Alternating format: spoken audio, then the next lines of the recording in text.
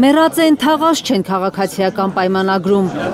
Մամուլն է սկանդալային պնդումն անում Գյումրիի եւ Փարաքյարի թիմ ընտրություններից, ավելի ճիշտ այդ ընտրություններում Փաշինյանի թիմի ջախջախիչ պարտությունից հետո։ Թեպն չի պարտվել։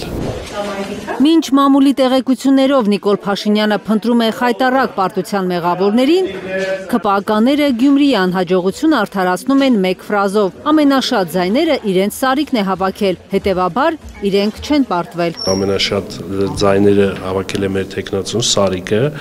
եւ դա վկայում է այն մասին, որ բավականին լուրջ վստահություն ունի ինքը Գյումրիում։ Իսկ 50+1 ձայն իրենց տեխնացուն չի հավաքել, որովհետև թիմ ընտրությունները առանձնահատկություններ ունեն։ Արմեն Խաչատրյանն ասում է, տեխնացուները շատ են, մարդիկ առաջնորդվում են խնամի ծանոթ բարեկամ սկզբունքով։ Այդ շատ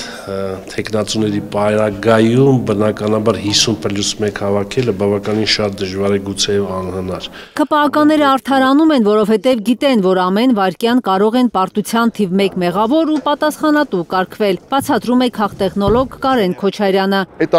Նրա խոսքով Քավության նոխազ է փնտրում Նիկոլ Փաշինյանը, շատ լավ հասկանալով, որ մեղավորը մեկ մարդ է եւ այդ մեկ մարդը ինքն է։ Այո, ինքն է խնդրեմը, ինքը գիտի, ես կարծում եմ։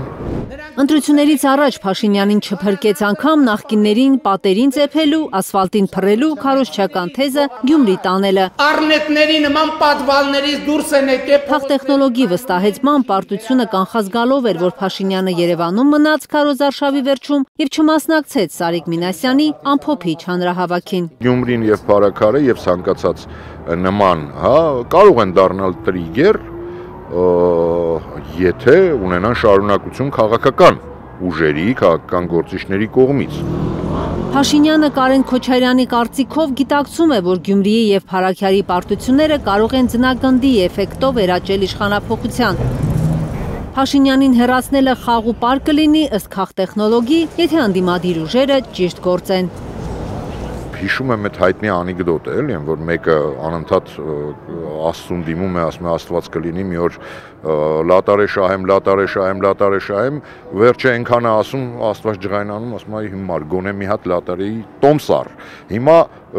մեր ընդդիմությունը պետք է այդ լատարի տոմսը գոնե առնի, գնի, որ շահի, առանց գնելու չի շահի ամեն դեպքում։ Եթե Փաշինյանի նավը ծակ է, կարելի է առնետավազ կանխատեսել, քաղտեխնոլոգը գիտի, ոչ մի քաղաքական թիմ էլ անքակտելի չէ։ Հայաստանի պայմաններում կուր թիմեր մենք շատ ենք տեսել։ Այդ կուր թիմերը այնքան են եւ այնքան ժամանակ են կուր, քանի չկա վտանգը, քանի կա վայելելու հնարավորությունը։ Ներթիմային պառակտումները չի բացառում քաղտեխնոլոգը։ Հովիկ Աղազարյանի եւ Հակոբ Փաստենյանի վտարումից հետո ըստ կանխատեսումների ԿՊ-ում շատերն են փորձելու ուսապարկային կյանքից դուրս ապրել։ Կարնե Մանգասարյան, Միլենա Պողոսյան եւ Անի Ղանդիլյան, Հայլուր։